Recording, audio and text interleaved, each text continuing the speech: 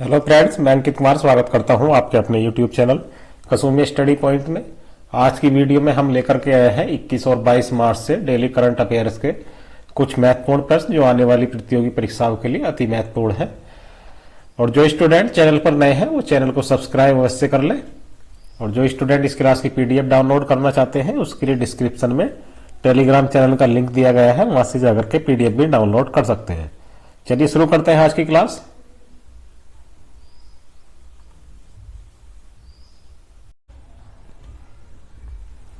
पहला प्रश्न है, प्रभावी बहुपक्षवाद पर संयुक्त राष्ट्र सलाहकार बोर्ड में किस भारतीय को नियुक्त किया गया है? तो ये नियुक्त की गई हैं जयति घोष।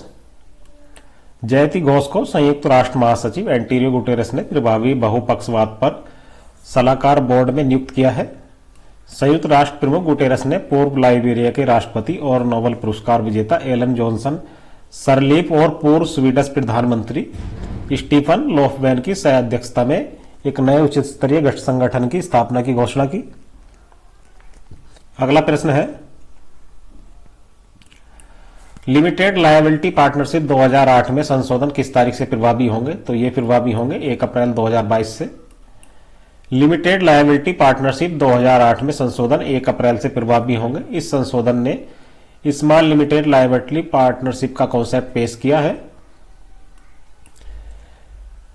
लिमिटेड लायबिलिटी पार्टनरशिप वे हैं जिनका पिछले वर्ष का टर्नओवर 40 लाख तक है। सरकार के पास कुछ LLP को स्टार्टअप LLP के रूप में नामित करने की शक्तियां हैं। आगे बढ़ते हैं। अगला प्रश्न है, रूस पर निर्भरता कम करने के लिए जर्मनी ने किस उत्तर पूर्वी देश के साथ ऊर्जा समझौते पर हस्ताक्षर किए हैं? तो ये किए हैं कतर के साथ। जर्मनी ने लंबी अवधि की ऊर्जा साझेदारी के रूप में कतर के साथ ऊर्जा समझौते पर हस्ताक्षर किए हैं। रूस जर्मनी के लिए गैस का सबसे बड़ा आपूर्तिकर्ता रहा है। रूस द्वारा यूक्रेन पर आक्रमण शुरू करने के बाद जर्मनी रूसी ऊर्जा स्रोतों पर निर्भरता कम करने की कोशिश कर रहा है। कतर के अमीर और जर्मनी के मंत्री ने ऊर्जा क्षेत्र में द्विपक्षीय संबंधों को बढ़ाने के तरीकों पर भी चर्चा की। अगला प्रश्न है, भारत के किस केंद्रीय मंत्रालय ने India and Arctic building A partnership for sustainable development नीति लॉन्च की है? तो ये की गई है पृथ्वी विज्ञान मंत्रालय के द्वारा। केंद्रीय पृथ्वी विज्ञान मंत्री जितेंद्र सिंह द्वारा India and the Arctic building A partnership for sustainable development शीर्षक वाली नीति जारी की है। आर्कटिक नीति संसाधन संपन्न आर्कटिक क्षेत्र के साथ देश की साझेदारी को गहरा करना चाहती है। भारत आर्कटिक परिषद में पर्यवेक्षक का दर्जा रखने वाले 13 देशों में से एक है। आगे बढ़ते हैं। अगला प्रश्न है, गोल्डन लंगूर एक लुप्तप्राय प्रजाति है जो किस देश की मूल निवासी है? तो ये है उत्तर और भूटान की। गोल्डन लंगूर एक लुप्तप्राय प्राइमेट प्रजाति है जो भूटान और भारत की सीमा के साथ पाई जाती है। यानी जो भारत और भूटान की सीमा पर वहां पर गोल्डन लंगूर की प्रजाति पाई जाती है। हाल ही के एक अध्ययन के अनुसार गोल्डन लंगूर के आवास में उल्लेखनीय गिरावट आई है। प्रजातियों के आवास में मानव पैरों के निशान बढ़ने के कारण मानव लंगूर संघर्ष की तीव्रता बढ़ रही है, क्योंकि यहां पर मानव का इंटरफेयर ज्यादा होने लगा है, जिस कारण से गोल्डन लंगूर की जो प्रजाति है उसको खतरा उत्पन्न हो गया है और मानव जो लंगूर के बीच में संघर्ष है वो बढ़ गया है। आगे बढ़ते हैं। अगला प्रश्न है, UPI लाइट भुगतान लेन देन की ऊपरी सीमा क्या है? तो ये है 200 रुपए। National payment corporation of India UPI light launch करने जा रहा है जो ऑफलाइन मोड में भी छोटे मूल्य के लेन देन को सक्षम करेगा। UPI लाइट भुगतान लेन देन की ऊपरी सीमा 200 रुपए होगी। ऑन डिवाइस वॉलेट के लिए UPI लाइट बैलेंस की कुल सीमा किसी भी समय 2000 रुपए होगी। आगे बढ़ते हैं। अगला प्रश्न है, कौन सी संस्था आवधिक श्रम बल सर्वेक्षण पीरियडिक लेबर फोर्स सर्वे जारी करती है? तो ये जारी किए जाते हैं राष्ट्रीय सांख्यिकी कार्यालय के द्वारा।